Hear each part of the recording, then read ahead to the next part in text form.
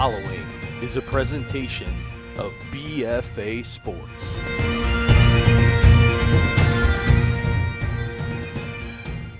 First edition of the NFL Draft Bible All Access Pass Show. I'm your host, Mike Gill, with the creator of the NFL Draft Bible, which is used by all 32 teams. He's going to be at the Combine. We got news, notes, nuggets, and more. Ric Serritella is in the house. We got a half hour for you. News, notes, nuggets, everything you need to know. The Combine starts today. You'll be there, Rick. What's up, brother? Oh, baby, buckle up. It's a double chin strap affair. Love to be talking football with my good friend Mike Gill. We're going to be chopping it up, breaking it down. It is Combine week, Mike. We are getting ready. We got to get the Combine cut yet today. Get packed still. We got some air mileage to put on. We'll be out in Indianapolis bringing you some guests along the way. We got some Twitter spaces flowing. Big shout out to the BFA Sports YouTube channel here for hosting us. And we're going to count you down to that 2023 NFL Draft Destination Kansas City, by the way. We're going to package it up. 30 shows, Mondays, Wednesdays, Fridays, starting at 10 a.m. between now and May the 5th. So like, share, rate, review, subscribe. Get it out there, draft fans. We've got all the draft information you need, taking you all the way through the draft, post-draft, to grade them and let you know who did well and who did what. We got our 3 and out. We got our guests. We got our rankings and mocks. We got the draft buzz, and we got what's new. So let's start right there on our inaugural show. How is the Combine going to look different this year? What are some changes, Rick? You know what, Mike? I think that we are entering the end of an era, right? Because the NFL anteed up a contract with Indianapolis through next year. So 2 more years, including this year, it will remain in Indianapolis. And Jeff Foster, who runs the National Invitational Combine, has done a great job for a long time. My understanding is he does not want to move out of Indianapolis. So I think enjoy it in Indy while you can.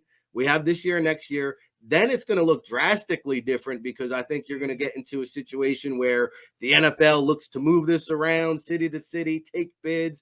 And so that is some change coming up in the future. As far as this week in Indianapolis, I think what we've seen in recent years is the Combine, they dabbled, they experimented with the quarterbacks in prime time. And then last year they said, hey, we're going to do all the positions in prime time. So the NFL Scouting Combine has come a long ways from the underwear Olympics when they first aired to now a primetime event. And one last thing that's interesting, we may not see this at the forefront this year, Mike, but it's going on, it's happening. And by next year, this will be a standard, is my understanding, is the measurements, right? We saw the Senior Bowl, the East-West Shrine Bowl. They've done away with scout participation in measurements. Scouts are no longer able to attend and view that. The NFL Scouting Combine has taken a step further.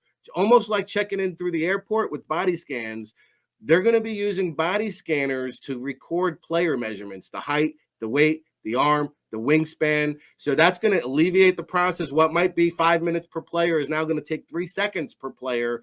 And that will become standard starting next year. So a lot of technology being kind of injected into the NFL Scouting Combine. All right, Rick, let's get into some buzz. I mean, it all starts today. So let's get into what the people, they want to hear the news from Ric Serritella. He's the authority on this all access football. Let's get some access here. So Combine buzz, top story, quarterbacks, always top of the list. What do we got? Well, I think it's going to be another crazy offseason of the QB carousel. And I think the last couple of off seasons, we kept saying to ourselves, man, we've never seen so many quote unquote franchise quarterbacks available. Usually teams do not allow those quarterbacks to test the market or hit the streets. But nowadays, hey, beauty's in the eye of the beholder. I mean, Lamar Jackson could be joining that list shortly. We shall see. But I think going into Indianapolis, I believe he will, by the way. I've been saying this for a while, Rick. Going back to when he got hurt, I don't think we're ever going to see Lamar Jackson in a Baltimore uniform again. That's just me. You know what? I think, where there's smoke, sometimes there's fire. And that's what you love about the unofficial tampering process, which is the week of Indianapolis, because we'll get out of Indianapolis. We'll go right into the free agent frenzy, and everybody's going to want to know. You're going down there, man. I want to see some paper napkins. I want to see everybody scribbling out trades on a paper napkin and you holding them up to our, hey, look what I got. I got some rumors, baby. Yeah, no, we keep it old school, Mike, because you never know who might be peeping around the corner, who might be standing over the shoulder.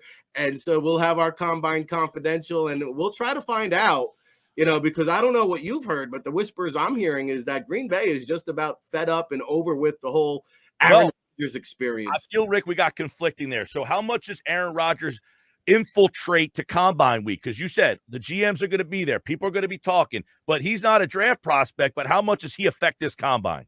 Oh, without a doubt, because you got to understand, Mike, you've got the center of the NFL universe all congregating in Indianapolis. A lot of meetings going on behind closed doors. Now, from a public eye, starting today, the general managers and I believe head coaches will be available to the media. So Monday and Tuesday is very front office heavy.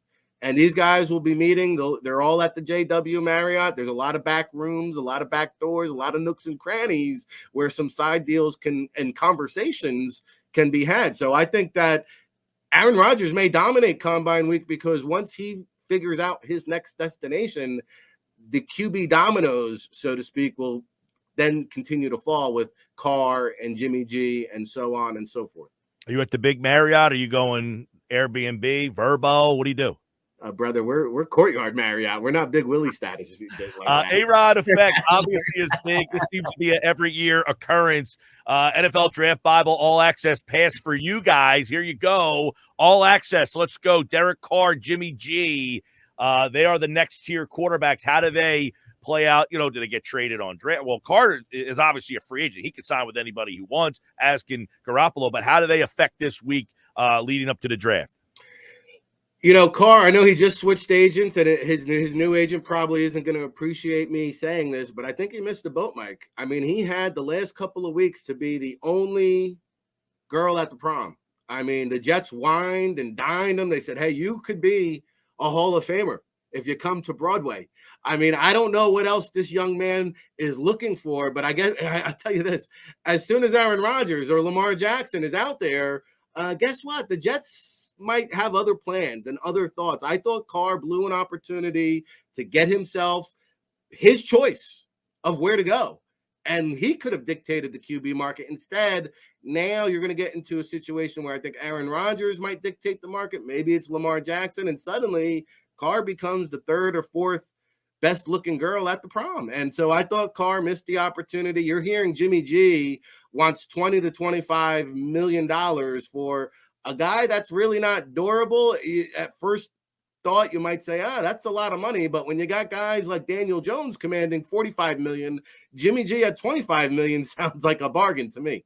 Our countdown is on. Hang with us for the next 19 minutes or so. We're going to get it all in a half hour. Everything you need. The biggest question entering Indianapolis, it's always the quarterbacks. We just talked about some established guys. Who are the newbies? Who are we watching? 1, 2, 3 quarterbacks. Bryce Young.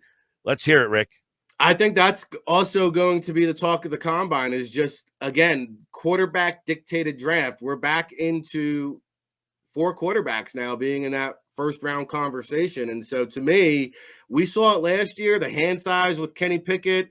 He opted not to have his hands measured at the combine last year. He said he was doing some thumb exercises and teams could wait till the pro day. Well, I think Bryce Young, that is going to be the big question. What is his height? What is his weight? You see some nonsense floating around on Twitter that this guy played close to 160 pounds. He's listed on the school site, I think, at 185, Mike. I can tell you this. Last time scouts went in there, which was last spring, he measured at 5'11", 7/8 inches, so just a shade under 6 feet tall. And to our reports, he was 197 pounds. I'm hearing that he's going to tip the scales at right around 200 pounds, which would be about 20 pounds lighter than a Kyler Murray. So when you talk about these smaller quarterbacks and these exceptions to the rule, I think Bryce Young is the exception to the rule. How possible, Rick, in your mind, are we looking at a 1, 2, 3 quarterback draft? We get trades, obviously, that can make this thing. Bryce Young, C.J. Stroud, Will Levis, even Anthony Richardson's name has been mentioned as a possibility. But how possible is that we see 3 quarterbacks go right off the board or even in the top 5? No, I do think there will be some moving and shaking. I think Chicago will look to trade down. I think Houston at number 2 is a contender to even trade up a spot. The Colts at number 4 will be looking to deal up. And so you could see a scenario again this week. AR-44, Anthony Richardson is built for the combine. If you want to talk about a quarterback creating a buzz for himself, there are some mock drafts out there from mainstream media that has AR-44 as the number 1 overall pick. Some people have Bryce Young as the number 1 overall pick. Others have CJ Stroud. Believe it or not, there's a belief that Will Levis could be the number 1 overall pick. So here we are 2 months away from the NFL draft, and Indianapolis might help dictate who's going to be that 1, 2, and 3 scenario that we might see. All right, I want to throw a challenge flag in here because what's up with Chicago Fields? I mean, do they think it's the smart move to move him, restart the contract clock? I mean, what's the thought if you're Chicago? Because you just said there's 3 or 4 quarterbacks to choose from. Look, if I'm Chicago, I got to get off the wheel, man. At some point, I got to start running forward. I got to get off this wheel. But I understand getting the contract to control longer years. But at what point do you want to win, and what year do you want to keep playing? Let's make a deal. What's behind door number 3, man? That game has to be over. Game show. They only have a life expectancy of so long. Sometimes you get made an offer you just can't refuse, Mike. I mean, look at what Trey Lance commanded. Look at what Carson Wentz, took to trade up for. Look at what teams gave up to get a Kyler Murray. I mean, you are probably going to get 3 first-round picks if you're the Chicago Bears and trade down out of that spot. So I understand the allure. Now, remember, Ryan Poles inherited Justin Fields. That wasn't his guy. And I'll tell you what, he was not exactly incognito making the rounds up in the press boxes, scouting just about every potential first-round quarterback throughout the college football regular season. Typically, you see GMs who do that are in the market for a quarterback. Now, outside of Ryan Poles, I'm not sure that there's anybody else who believes the Bears need a franchise quarterback. I think they found that guy. If I'm Ryan Poles, am I looking to trade back? Sure. But I'm looking to surround Justin Fields with the most weapons I can, because he'll be year 3 into the program. This is like the XFL. I get to challenge everything. Did you have Fields ranked higher than Bryce Young, Will Levis? When you were doing your research for that draft, did you have Fields as a better prospect than these 3 guys? Justin Fields would have been number 1 quarterback in this year's draft, absolutely, without a doubt. And I think that's because he's got better size. He's got better elusiveness. I believe that Justin Fields, despite some of the rumors out there that he can't throw the ball downfield, I think he can make all the throws, but he's just got to be harnessed and reeled in a little bit. To me, Bryce Young is a guy you've got to wonder about those durability concerns, because even a Justin Fields, even a Jalen Hurts, even a Kyler Murray, who are built, right, even more thick than Bryce Young, they can't stay healthy through a 17-plus game season. So I think there's a legitimate concern with Bryce Young. I know what I got in Justin Fields. I've eliminated the guesswork. All these other quarterbacks, I mean, they're guesses as far as we're concerned. All right, packing it in. That's the quarterbacks.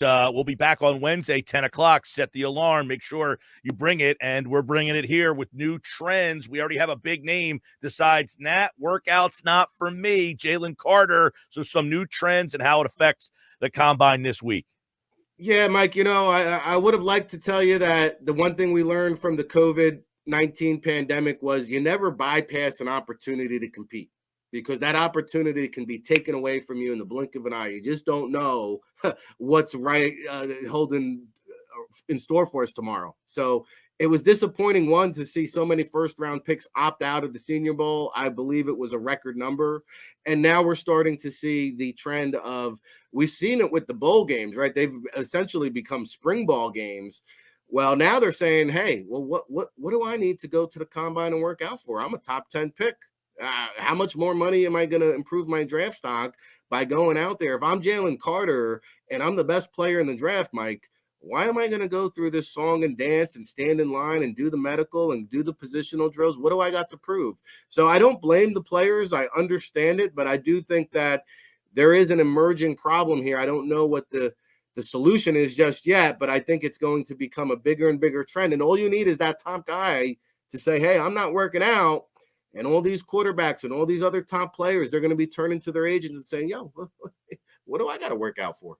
Yeah, I know it's a shame, and it's like everything. I mean, it's almost like the NBA, the NFL, and the NBA for that matter should mandate these things. It's almost like a prerequisite. If you want to be a police officer, the prerequisite is you got to go through the academy. I can't just say, "Hey, I'd like to be a police officer." Hey, you're hired.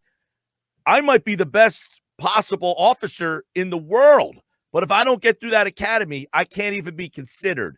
That's what I think the NFL and the NBA for these draft processes need to do. If you want to play in our league, this is the prerequisite. If you don't want to go through those prerequisites, you can have another line of work.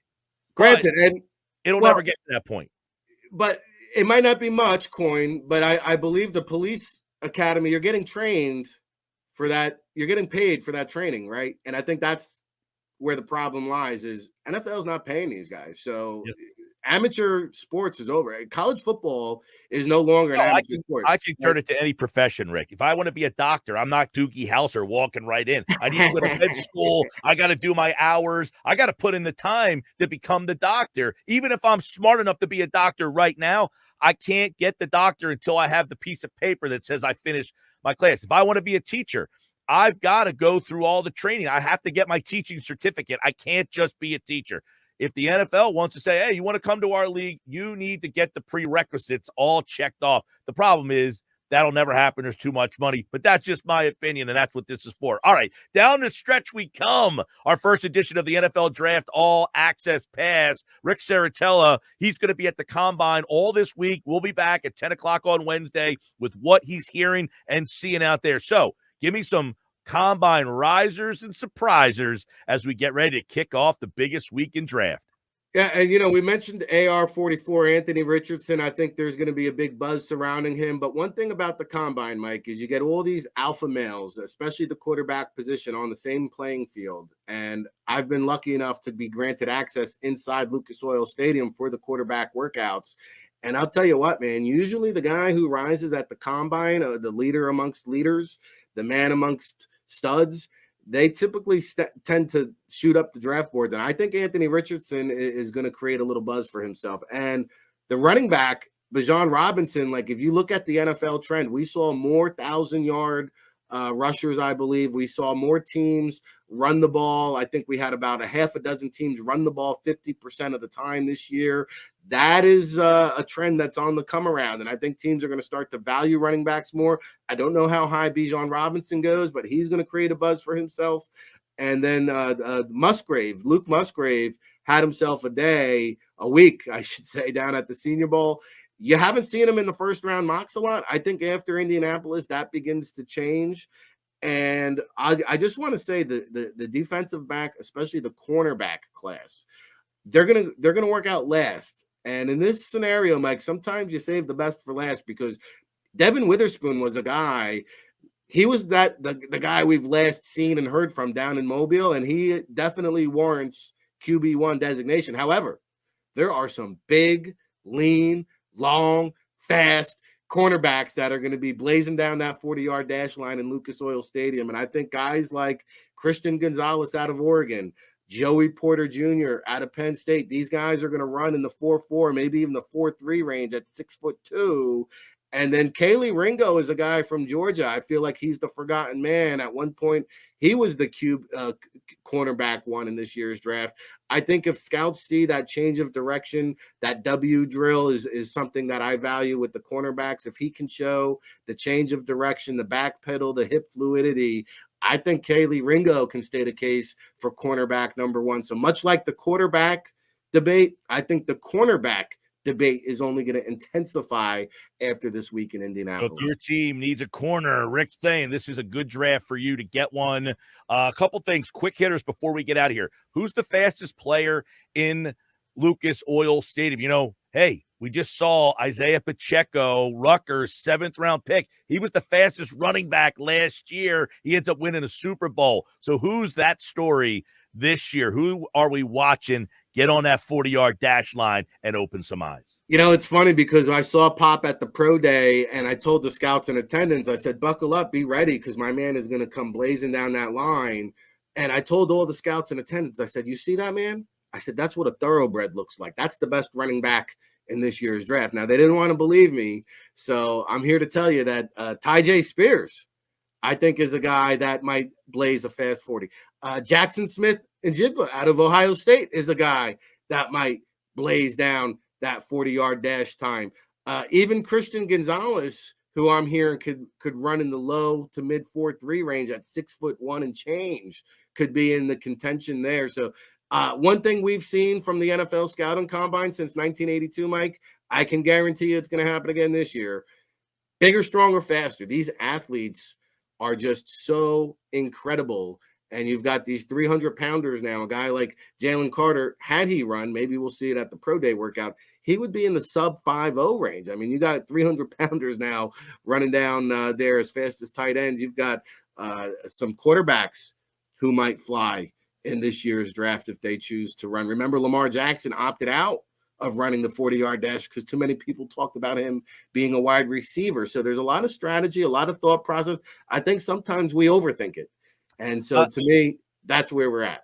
Yeah, that's good because you talk about overthinking. Let's get out on this. NFL Draft Bibles, All Access Pass, Monday, Wednesday, Friday, right here on the BFA Sports YouTube channel, social media, like, rate, review, subscribe. We'll be back Wednesday at 10, Friday at 10. Rick's going to be in Indianapolis. He's going to have draft nuggets, news notes, and what he's hearing. He's keeping an ear to the Marriott out there. But before we go, how about this? Green Bay decides, you know what? Our coaches are better off hanging home this year. New trend. Yeah, and this is another one where I kind of scratch my head, Mike, because I understand the logic and the thought process, and Sean McVay is another one. I'm hearing that Kyle Shanahan might get on this bandwagon and leave the 49ers coaches behind. And the Matt LaFleur was saying, hey, my coaches are better off planning new schemes for the upcoming season. Oh, really? Well, how about this? How about we got the next 11 months to do that? How about we go to Indianapolis? And to me, like, the medical obviously is important. And to me, the team interviews. Now, granted, you get to talk to a lot of these players at the All-Star circuit and the pro days. I get it. But there's nothing like that quote-unquote date dash where you have the 15-minute speed dates and you get these prospects in a room and you put them under the spotlights here and the pressure and the rapid fire and the chalk talk. And you get to know a guy. And I don't care how media trained or rehearsed his answers are, you get at least a feel for the guy. Can I work with him? Do I like his DNA? And to me, the more I do this process, Mike, there's a very fine line between the talent level in the NFL. What you're trying to do is measure here and measure here. And once you can get inside a guy's head, and we'll never be able to measure his heart truly, but if I can look a man in the eye, if I can gauge his body language, if I can see what he's about, that's going to help me eliminate the risk. So the coaching staffs who stay home, I think they're doing their organization a mighty, mighty disservice.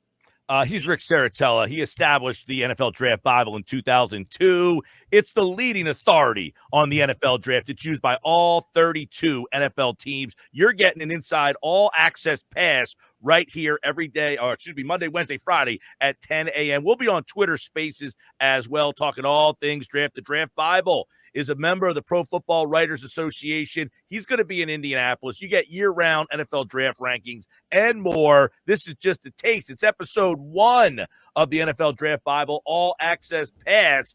Ric Serritella, I'm Mike Gill. We hit on a bunch, but this is just the start. Wednesday, 10 a.m., right back here.